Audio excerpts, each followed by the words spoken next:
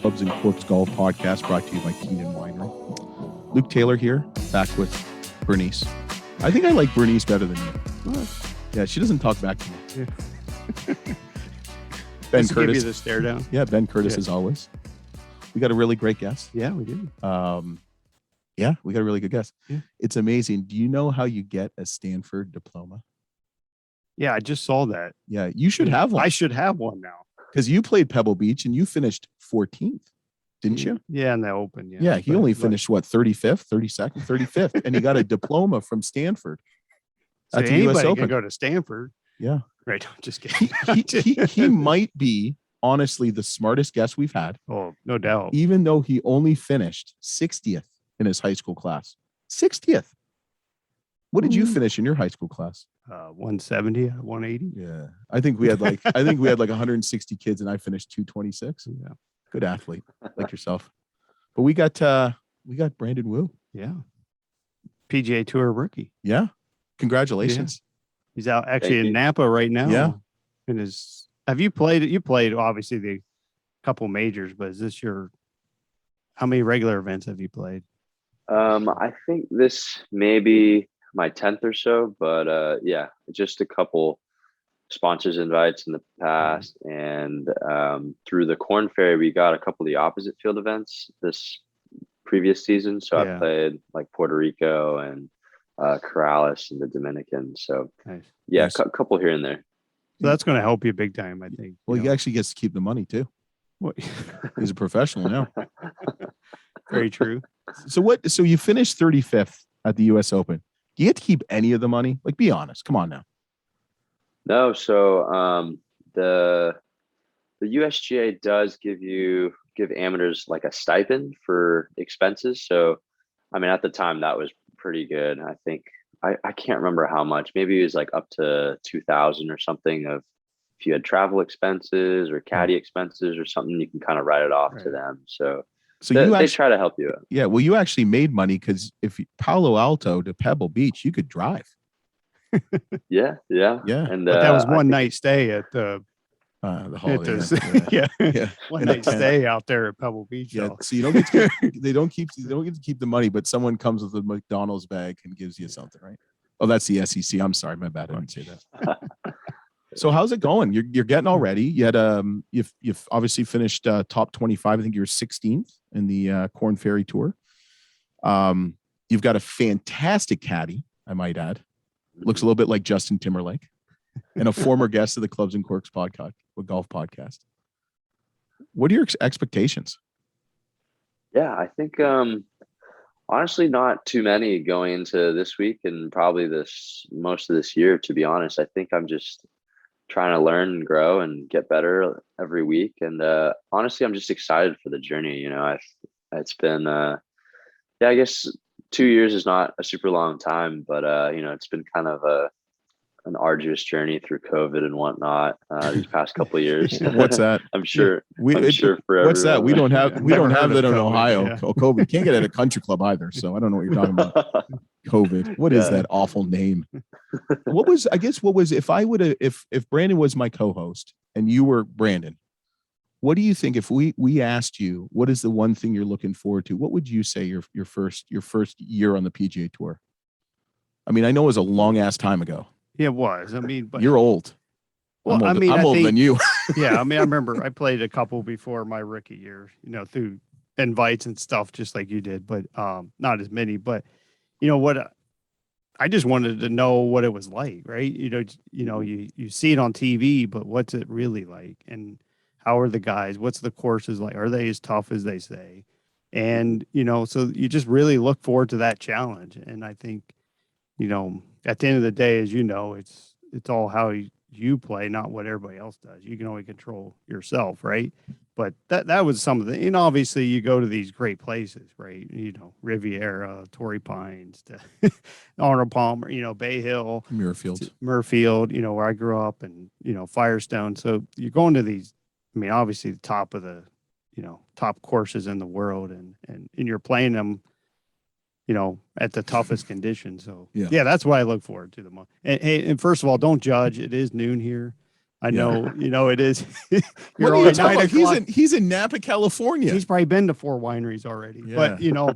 But yeah, don't judge. Our it's New sponsor, Year. we have a sponsor. I mean, you got to drink wine. I'm in the wine world. So what do you, you've got, you've obviously got PGA Tour status. What do you get? Like how many tournaments do you get into? Is it any different than Justin Lauer, who we had? Is it, what did he say? 16, I think. Well, Rob, I mean, he's Roughly 16. he's on the different spectrum, right? You finish high up, you're going to probably get, at least before the shuffle, 17. He's going to probably get, he'll get more than that. He's too good, right? But before the shuffle, you're going to get in pretty much all of them, right? Yeah. So I think briefly looking at the fields this fall, I think the tough ones could be Shriners in Vegas is looking to be a tough one to get into. Yeah. So I'm not sure if I'll get into that one. And then I think Mayakoba down in Cancun is the other one that's shaping up to be. Everybody likes. Everyone wants to go on they want to take vacation. their vacation. Yeah. Isn't that where Johnny Rollins played? He played in that a couple of years ago, didn't he? Yeah, he had to. But that was before it, all that. It's gotten a little bit better now. So, yeah. But that's good. So was there 8? How many events were there? 9? What's that? In the fall. How many are in the fall? I don't know. I think 8. I want to say 8. Okay. So 5 or 6 or so. Depending, yeah. Which is a good number. Isn't it amazing how the season just ended and it's literally starting a week later, 2 weeks later? Was there that much a gap? Was there a gap for you guys when you were playing, or not necessarily? Well, when they did the wraparound, yes. But before that, you were done right before Thanksgiving, and then you didn't play until January. Did you like that? I did. I mean, I like the calendar year. Do you think it was better for a lot of the players? Well, you get a little more time off, right? you had no time off, right? You're basically, your tour champ was 2 weeks ago, and here you are playing in the first week. Like there's no off season anymore. And before that was like the silly season, we call it. December. you might go play Tigers event, or go to Japan or European. Asia would have a couple events, or Australia, maybe play down there. But other than that, the silly season. Yeah. Why'd you call it the silly season? Because the money didn't count, right? Or it didn't go against you. So, you go to Australia, yes. I mean, unless you're a member of that tour, it didn't really matter. Mm-hmm. Interesting. Yeah. So what are you looking forward to the most about the tour?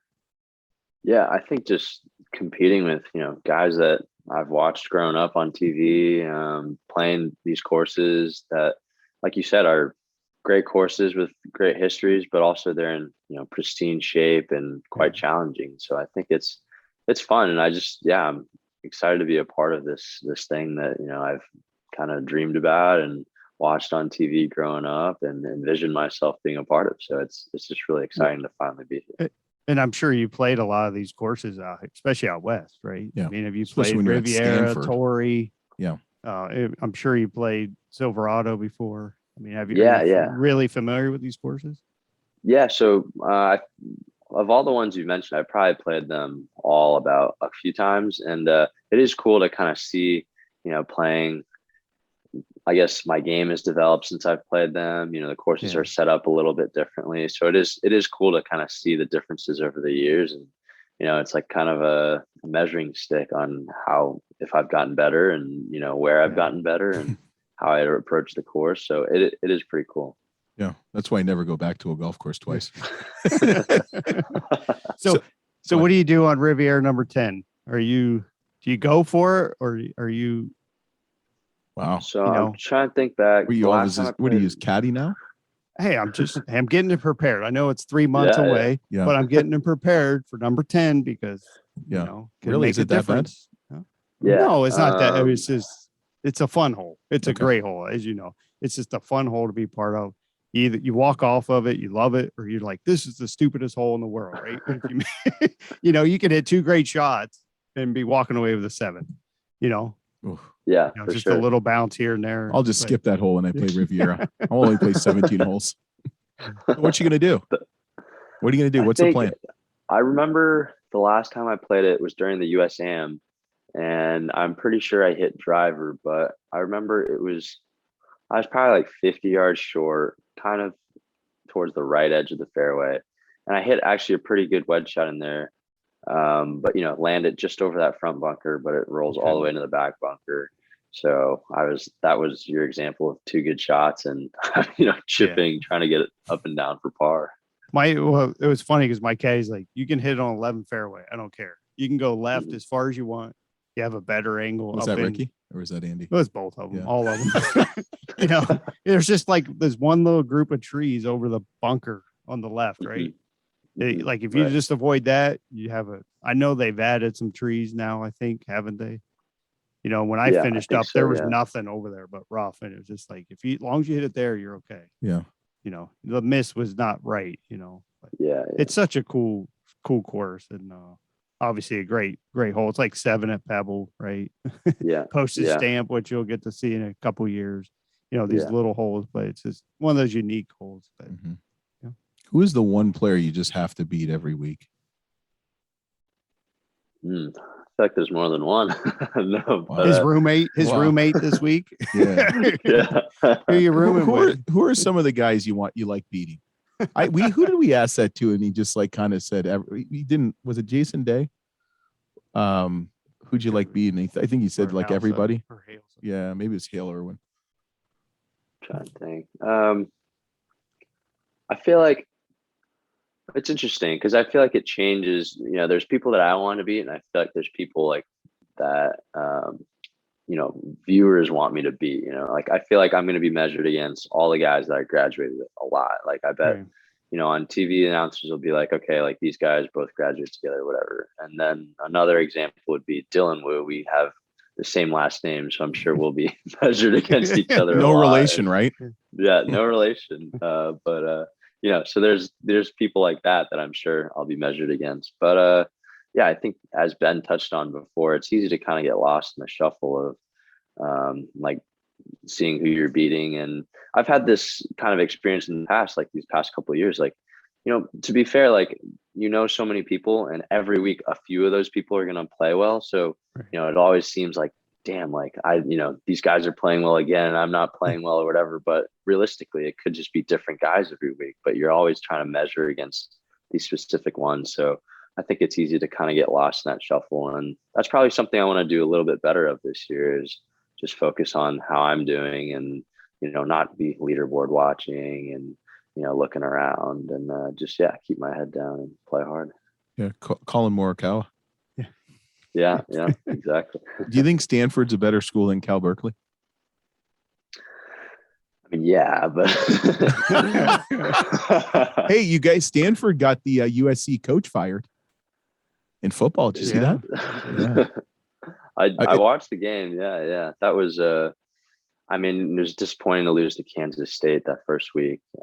I watched kind of the highlights of that game, but honestly, beating SC is good enough for the year. Yeah. So why did you choose Stanford? I mean, was Kent State not up to the level of no, but what, seriously, like in all honesty, like how'd you get into golf? How did Stanford come about? And you're from New York, right? You're from the East Coast. Yeah, from New York, but I was actually born in the Bay Area. So, and we moved away when I was young, and pretty much once we moved away, I always kind of wanted to go back to school in California. I think the weather is tough to beat.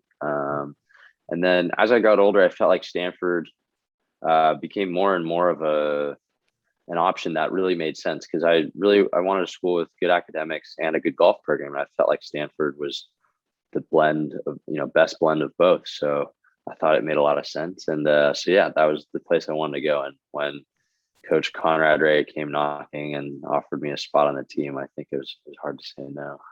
Yeah. I remember I sent him an email. Because he said that you have to respond to every email. Still hasn't responded to me. So JMO, your caddy, who's former assistant coach when you were there, said to me that Conrad was big about making sure that they replied to every email that was sent. And there was some things like JMO would say, like, oh yeah, I was 85% from the free throw line. Yeah. And Ryan's like, this is Stanford men's golf. So I joked with Ryan that I'm going to send an email saying, I'm 45. I'm like a 7.2, index. And I've got a lot of good energy and a lot of fun. You have eligibility? No, I don't. So that could be a sticking point. And I'm married with 3 kids. I mean, that would be like, hey, honey, Well, I'm that going to won't Stanford. matter if you can perform. Maybe I should go to Samford in Alabama. Yeah, maybe I should. So you said you were dreaming about being on the PGA Tour, but doing some research, you were a hockey player, which is kind of surprising. And you were a swimmer too.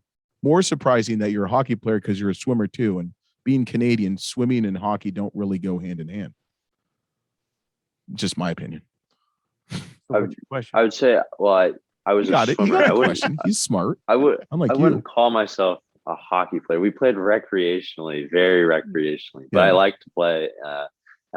Because especially since I went to boarding school in the Northeast, hockey was like the big thing. So when I got out there, all my friends were skating every weekend and whatnot. So I got into that pretty quickly and loved it. But I definitely, swimming was definitely more serious for me through high school. I swam through my senior year in high school, and it was good for me because I got to, going to the Northeast was not great for golf. We were only playing for 2 months during the school year, and then I'll play for 3 months during the summer. But it was good because I got to. It's like frigid. Yeah. I always used to be in Canada. Like you get the things like, oh, Boston got 25 feet of snow. New York City shut down another week. I kind of laugh at that. But anyway, are you an Islanders or Rangers fan? I would say, well, hockey, I'm actually a Sharks fan. That was kind of back from the California roots. They still have a hockey team? Oh, Leafs, man. I know they suck, but at least they've been around for 100 years. Yeah.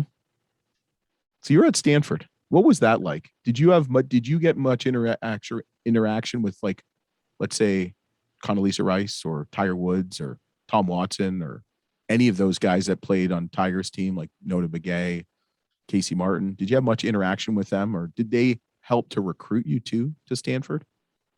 Yeah, I'd say pretty much all the people that you mentioned kind of flowed through the program at one time or another, whether they just be kind of passing by or, Casey, we saw a lot playing against Oregon. So, we got to hang out with him a little bit. Noda came by every once in a while. Tiger came by every once in a while. And Condoleezza was, she's really supportive of both programs. So I got to meet her a couple times. And my most memorable moment at Stanford with her was we would do like a event hosted by former Secretary George Shultz. He would put on basically a fundraiser for the men's and women's programs.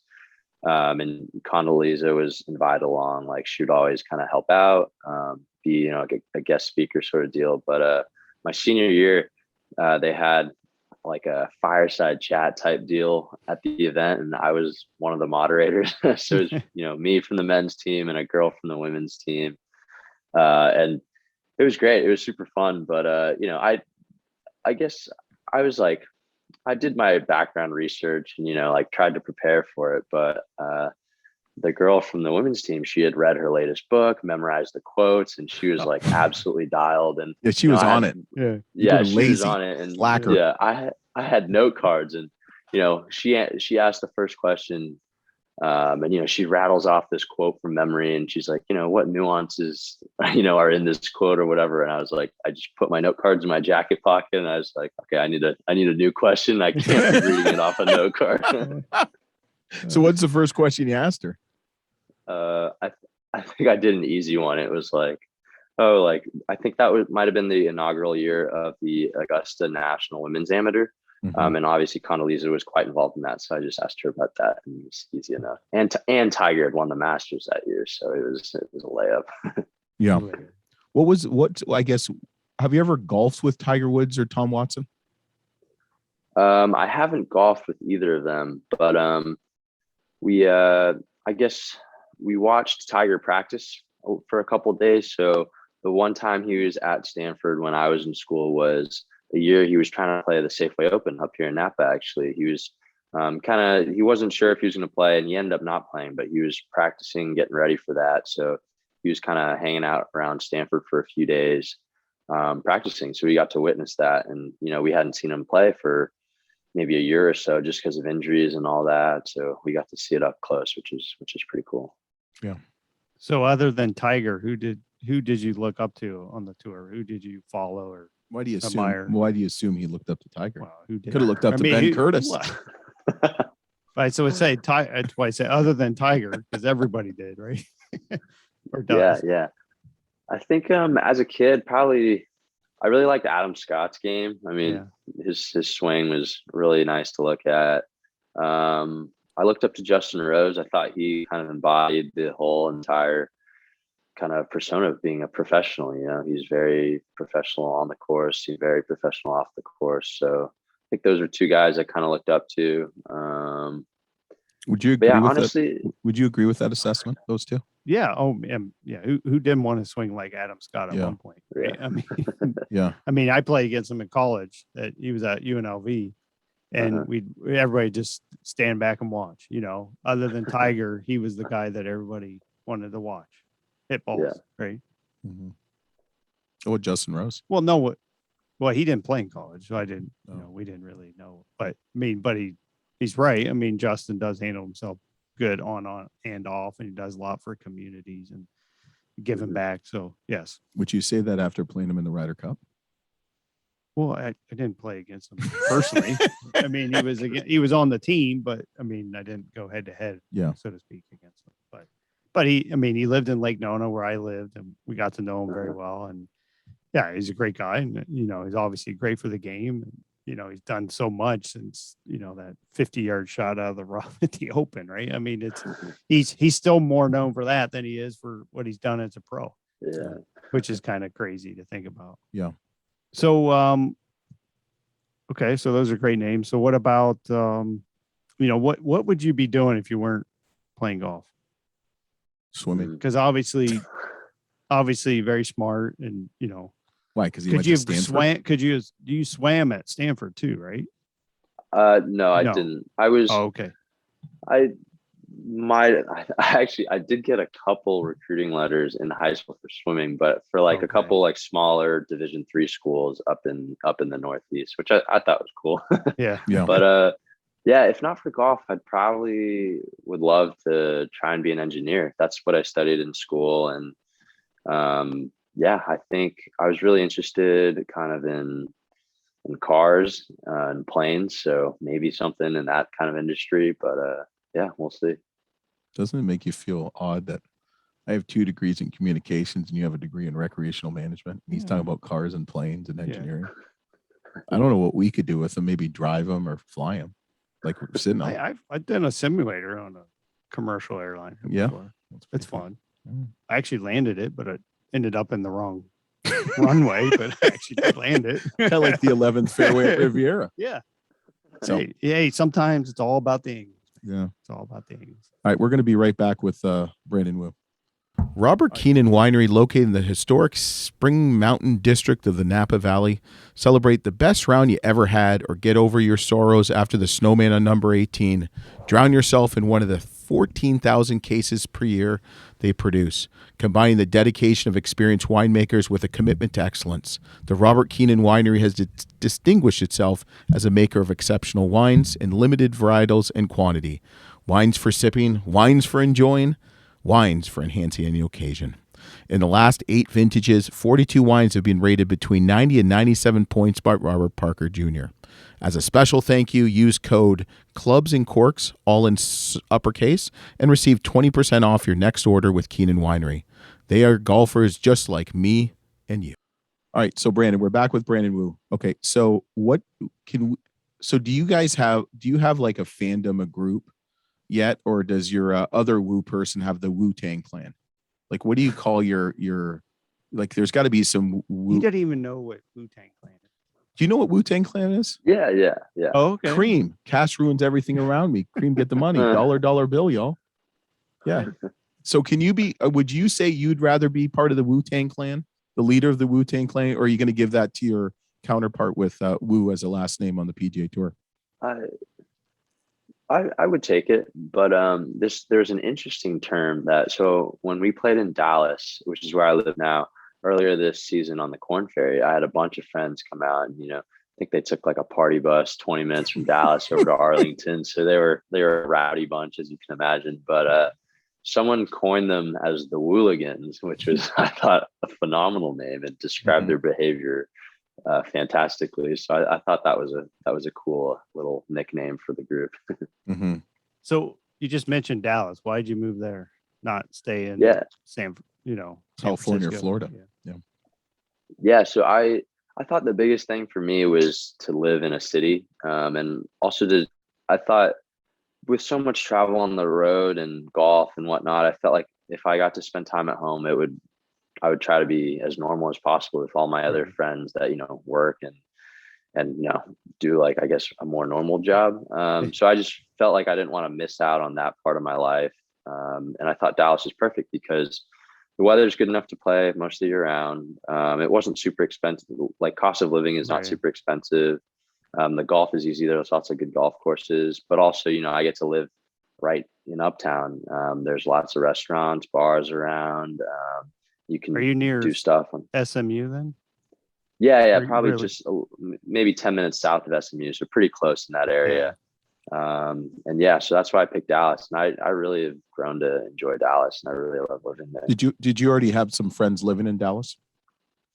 To be honest, not really. I didn't really know anyone, and there's not that many Stanford people that moved to Dallas after school. A lot stay either in California or kind of go maybe to New York City. I kind of didn't really know that many people, but met a couple just through golf, sort of. Guys that like to play on the weekends and whatnot, and they introduced me to their friends and whatnot. And soon after, I became, friends with a bunch of different people. You'll love it because you can you don't have to stop anywhere, right? You can fly direct everywhere, especially on tour. Yeah. But where do you play there? Where do you go practice? Trinity Forest. Okay. Where's Rollins? Is he in Dallas? He's down in Flower Mound. He Where is moved that? kind of just north of Fort Worth, Flower Mound. Yeah, I think that sounds right. Yeah. The name John Rollins? I think so. Yeah. Played on the tour, one of his buddies. He's my age. Yeah. He won Canadian Open, Reno. He won 4 times on tour. Mm-hmm. That's right. Yeah. Is that did when you were playing in your 15 years, did a lot of guys, I mean, I know there was a huge population in Florida. There's a whole bunch in Scottsdale. Did anybody else notable live kind of in maybe like Dallas or different places? Oh, yeah, there were quite a few. Todd Hamilton lived there. Brant Job, going old school, but like Spieth lives there, right? I mean, Colt Knost lived there. Yeah. So who else lives there now? There's got to be more. Bryson is probably the second most notable behind Jordan. Yeah. Guys that play at Trinity are like Harry Higgs and Kelly Craft. Some of the guys that I like to play with down there. I know Scotty Scheffler, Will Zalatoris. They're both out in Dallas. So I think Dallas has become increasingly more popular, especially like last year on the Corn Ferry Tour. There were so many guys from Dallas. So it was fun. Yeah. What's the biggest thing you'll miss from the Corn Ferry Tour? The food. No. But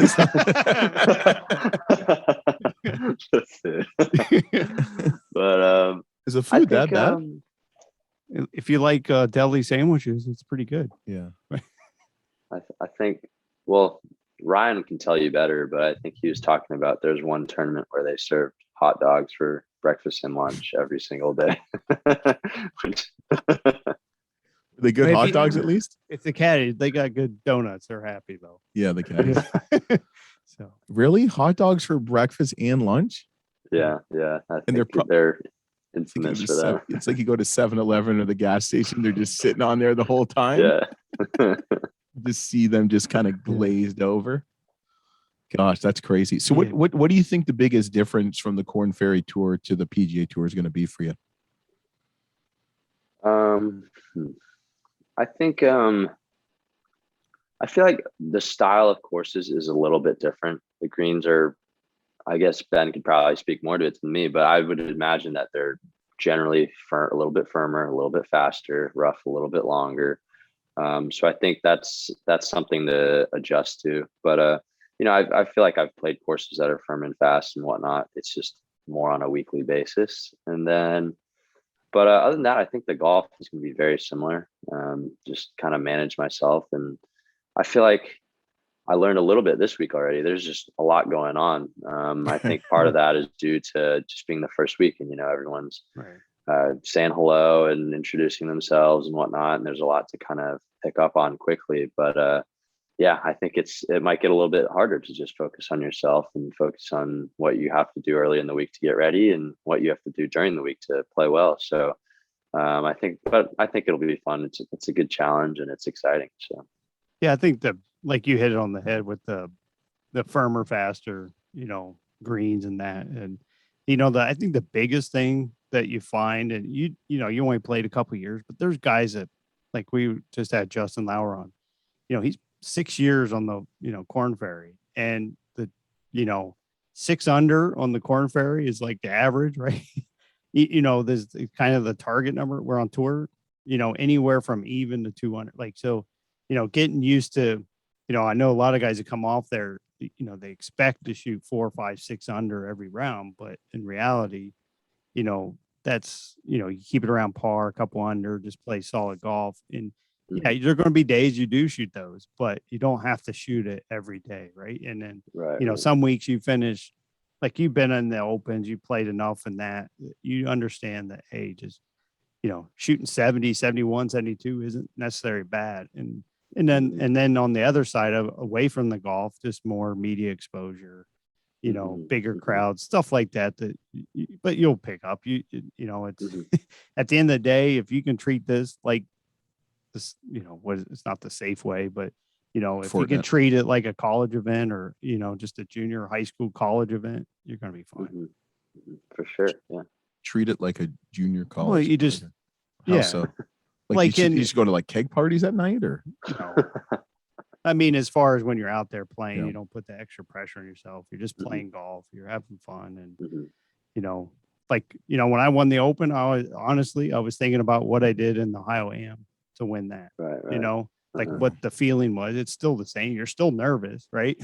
Yeah. You're like when you're, just competing for that, you're just as nervous as you would be when you're playing in the NCAA tournament or USAM or US Open. I mean, it's just, obviously now you've gotten to that point, and so it's, it's no different. And I think as long as you play your game, and that's what Herb used to tell me at Kent, afterwards, just play, just be Ben Curtis. Don't be Brandon Wu or Tiger Woods or, Ernie Els, because you're not, be you.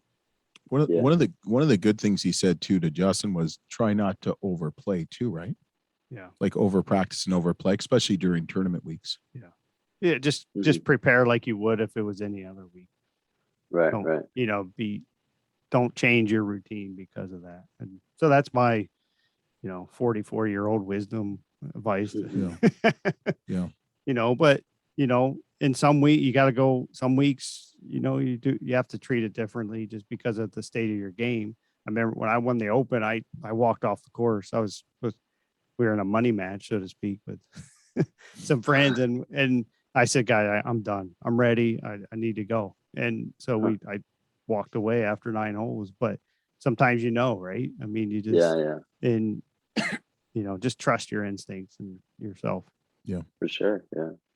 I picked up a lot. What my best advice I can give you is make sure you have good snacks. Good snacks in the bag. Yeah. JMO takes care of those. So I gotta dial. How is he? It's funny. So we had Lisa Strom, who is the Kent State women's coach. Then we air the episode, and that week she resigns from Kent State and she goes to Ohio State, which is our alma mater. And we asked her, "What is your dream school?" And we asked JMO, "What is his dream school?" And it's University of Texas, being a Texan, what have you. So we hear his episode, and he's like, "Yeah, I resigned." I'm like, "What? You resigned?" He says, "Yeah, I'm going to be a caddy." So it's kind of a learning experience for him. What are your expectations of him as a caddy? Like, I want to ask you that, and I want to ask you what your expectations of your caddies were. You've been for me. Hey, what is your expectations for him? Yeah, I thought, I think the biggest thing is just someone that I really get along with. I thought that was the most important part, just because you're spending so much time out there with your caddy, and you go through the highs and the lows. So, to have someone who is fun to hang out with and like keeps you in a good mood is, I think, super important and part of I think if you're having fun and you're happy out there, you're going to play better. So that was like my number one thing. And yeah, I think I guess I feel like I know how to manage a golf course and all that stuff decently well, but I can obviously get better and use help. And it's kind of fun just going along with him. And I know he hasn't had that much caddy experience as a professional, but he's also been around the game of golf his entire life. And Right. he has a really high knowledge of golf. So, I knew it wouldn't be hard for him to transition. And yeah, so I think it's been really cool going with him and learning with him as well. Yeah. So you like his wife and kid too, I hope. Yeah. They haven't come out to a tournament yet, but hopefully soon. I think she's crawling around a little bit now. So Yeah. Yeah. good. Yeah. What were your expectations? Same. I'm asking for a friend. Well, same for him. Like, that's your companion. I mean, obviously you're in battle together, but it's someone that you can have a good time with for 4 or 5, 6 hours a day. And you can have a great relationship, because if that relationship's strained, and then it's tough on both people. And, at the end of the day, I mean, mistakes are going to happen by me, by your caddy. And it's, you got to understand that's going to happen, but it'll make you stronger, make you better. And I think, but you have the right attitude, the right frame of mind, because you know how to play this game. And, a lot of times I struggle with, especially with the regular tour guys, caddy, the typical tour, is that they try to tell you how to play. And you're like, okay, I understand. I know that, but you know what I mean? And at the end of the day, you just want somebody to be your friend and be there for you and fight for you. And that's, tell a joke when you need to, know when to be serious. I mean, I remember I told this plenty of times, but I remember playing the Memorial. We're Saturday in the lead, and I was playing with Justin Rose, and we're on number 6 over water. We're arguing between clubs, and he talked me into the higher one, and I hit it, airmailed the green. I wanted to hit 7-iron instead of 6. I airmailed the green, and I flipped it back and told him it was a 7. I told you it was a 7, and he goes, "Well, you didn't tell me you were going to hit it solid." And so it just lightens the mood, right? It makes you chuckle, and you're like, he just say that right now? And then you move on, right? Because he understood that you had to, you have to let that stuff go. You can talk about it afterwards and stuff. So, because every shot matters, right? I mean, what you do on Thursday impacts what you do on Sunday. I'd have never done that to you. No, you would have probably threw all the clubs in the water. Get your own damn club, you asshole. So it's Tuesday morning. What's your plan the rest of the day? This is, the start of the 21-22 season. Yeah. So what are you doing today? Yeah, I played in the Monday Pro-Am yesterday, so I saw all 18 today. A little bit of practice this morning, and then I'm just gonna go play 9 holes, catch up on some rest. I got tabbed for a sponsor value function, I think it's called. We went over this weekend during orientation, but a brief commitment this afternoon, and then but yeah, just take it easy. I think there's a couple things. I think part of being on the PGA Tour, which is exciting, is like your access to, there's, at least for Titleist, there's your wedge guy, Aaron Dill, and there's your putter guys and all that. So I think I wanted to, just kind of chat with them, talk to them a little about a couple things and get that stuff dialed. And then, I think rest. I usually take that pretty seriously. I got a great piece of advice actually from Maverick McNeely, who I played 2 years with. And, I think I was still in college at that time, but he was talking about how when you prepare for a tournament, you're preparing for Sunday and not for Thursday, which I thought was really important to understand, because, you could beat yourself up and get ready for Thursday, but, come the weekend, like what happens? You're not going to be ready to go. So I thought that was good. And that's kind of the mindset I have. Nice. Are you more a practicer, or do you play more? Are you type of I think I can be both. Yeah, I can do. I'm not afraid to go out and do some, a lot of like block practice and whatnot. But I also do like to play. I think it's fun and exciting. But I honestly enjoy both. I don't mind either, and it's good. See, I hated practice. Yeah, I can see that. I just like to play. But you got to have both, right? And you got to like like you say, you can't just practice because then you'll never know how to score, right? Yeah. And you can't just play. You'll never learn how to practice the right stuff. I mean, you know, guys like Bubba, I mean, he probably hardly ever practiced, right? He just played. But, you know, so he's really good, and he could be where I think it hurts him too. So you got to have a good balance. Yeah. Last question for you. Who's going to win the Ryder Cup? I'd have to say the U.S. Yeah. You hesitated for a second. No. It was cool. Yeah. I was watching, I think it was on Instagram. The PGA Tour was posting videos of, so every, like one swing from each person on both teams. And that was a cool way to get to kind of see everyone. But, yeah, I guess it was, yeah, I think the U.S. looks strong, and obviously, you know, having my friends like Colin out there and Scotty Scheffler, it's nice to see some young faces on the U.S. team. I'm pulling hard for them, and I think they're ready to go. Yeah, awesome. Well, thank you, Brandon. You're going to stick around. We're going to do a little bonus section here. Brandon Wu, thanks a lot. Best of luck to you. Remember to like us, follow us, subscribe, rate, review, whatever the hell people do. We'll be back next week on the Clubs and Corks Golf Podcast with me and Bernice and Curtis.